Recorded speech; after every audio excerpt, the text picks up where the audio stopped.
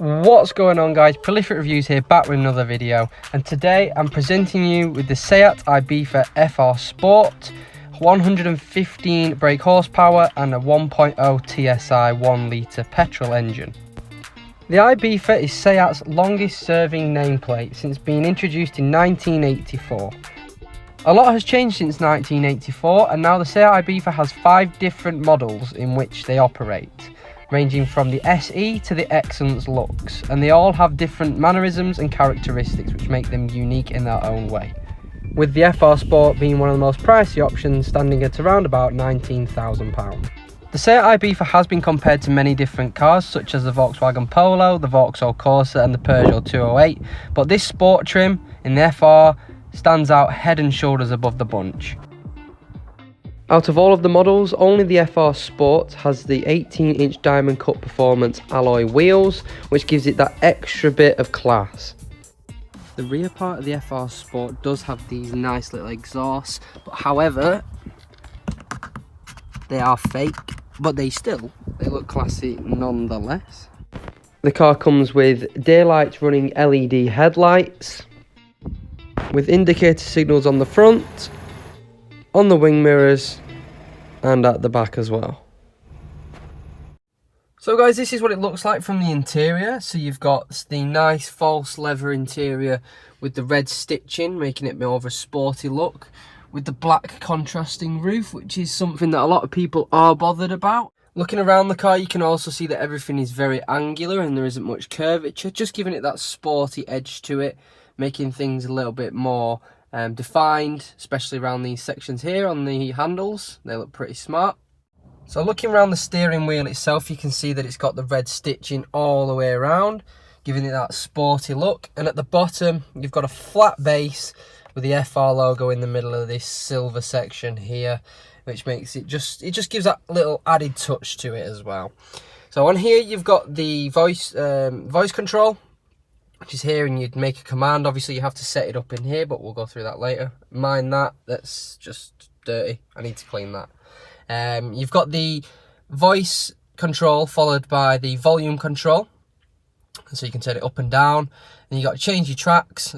Now on this side of the steering wheel is where all the magic happens, and it controls all of this section in here with this little display screen. So what you need to do is first turn on the ignition, and it will give you that screen right there. And what you can do is you can use this section here to change to different things. So you can check your vehicle status, oil temperature, but what you can also do is you can use this little circle thing to decide what you want to watch and have a look at whilst you're driving. So if you're on the motorway and you wanted to check your consumption, you just press that button in like that and it'll tell you what your miles per gallon is. And you can also just do that same thing with that button to change what you want, which is a pretty neat thing. I use it quite a lot when doing different ranges and wanting to check different parts, so that's quite useful as well. And what you can also do with this section is you can obviously see here, these sections are obviously they're on a screen, but you can also change them as well. So if you press the view button, which is here, you can change it to that one, or you can change it to that one, or you can go back to that one as well. So that's pretty cool. I use that quite a lot, but I prefer to use that one. It looks a little bit more sporty, a bit more classic as well. It's pretty cool. And obviously down this side you've got your oil temperature, but you can check it using this. So if we went onto that, wanted to check oil temperature, it'd also tell you there as well. And then on this side is what your petrol is. On the left hand side, this is always to do with your driving and your indication. So on here is your cruise control, so you can have it off, you can cancel it whilst it's on, or you can do it through the on section. You just flick it to that, and once you're driving it would come on in green, and then you would just set it up by using these little here, so you can go up with that, down with that. Onto the right hand side here, you've got your windscreen wipers. So you've got your high, your low, your intermittent, which determines the pressure on your windscreen, so whether it does it or not, off, and then a one timer, so you can do it once. And you can also choose how much windscreen wash you want to use on your car as well. And also down here on the right hand side, You've also got your ability to choose what you want to do with your lights. I preferably have them on auto because it determines what the weather is like, what the daytime is like, what the light is like outside, and it basically just does all that work for you. So you don't actually have to play with that, it just does it automatically. So now we're going to move on to my fingerprint touched 8-inch LED touchscreen. As you can see, it's picked up a lot of dirt, and it does, especially because you are touching it a lot of the time. But all it does is you just get a little bit of polish, clean it off, you'll be fine. It goes back to normal as it was when it was brand new, pretty soon, to be honest. If you click on this power button here, you've got loads of different sections, so I'll go into this. I'm not going to go into it all individually because we will be here all day. There's so much to go through. You've got all these different options here, and you've got your Apple CarPlay. You could do a range of different things. You say that, you got your phone, messages, so on. They read them to you, so you don't actually have to type anything, which is pretty nifty and obviously would be against the law if you was to use your phone while driving. It doesn't give you that option, you just have to say what you want to say back and it will put it into a message for you. Then you've got all these other different sections, which is in here. And navigation system is really smart in this car, to be honest, because you can have your map on here or transfer it into your digital cockpit, so you can have something else down at the maps down here. So you could, for example, check your vehicle. This is your eco trainer, but you can have these other 5 things, and you could have that on the go whilst looking at the map on here, and it gives you directions as well. So moving on to dual climate control section, you can have it on 2 sides, so you can either choose 18 degrees on this side or whatever you want, or you could have 25 on this side. It really doesn't matter because you have this ability to be able to choose 16.5, 18.5 on that side, or 20 on this side. And I think that's a really neat factor of the car as well.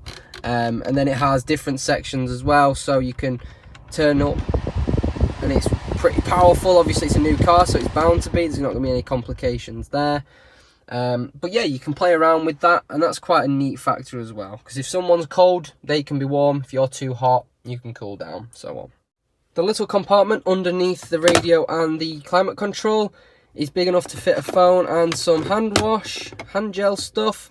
It is a little bit annoying when you've got the wire in for the Apple CarPlay. Mine's connected to my phone at the moment, but if you put the Apple CarPlay and you plug it into your phone, it doesn't sit very well and kind of does that, which is quite annoying.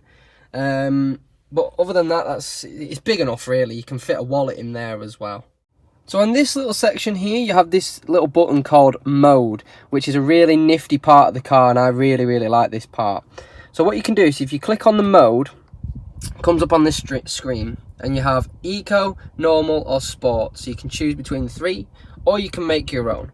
So what that does is you can choose your steering type, engine type, air conditioning type, and you can reset the mode as well. I haven't touched that, I don't really want to touch that, but it gives you that ability. Now with the engine one, I've noticed the difference comes in the volume of the engine, and it's a bit more grumbly compared to the Eco, which is a little bit more quiet. But steering, I'm pretty sure it would be just lightness or like the turn ability, I'm not really sure. Also, this middle section here has a lot of different sections, such as cup holders, places to store things. The downside of the door here, you can see that it's got quite a lot of room. We've got a bottle. I had another bottle in there earlier, but I've taken that out. And inside the glove box, you've got enough room. It's not a lot of room, but because it folds, it kind of gives you a little bit more room than what you'd expect. In the SD card section, you do need to have an SD card for this centerpiece to work. Without that, it won't work at all. They do provide you with one if you get them through Seat or you get them through Perry's or something like that. You should get one, or else it won't work.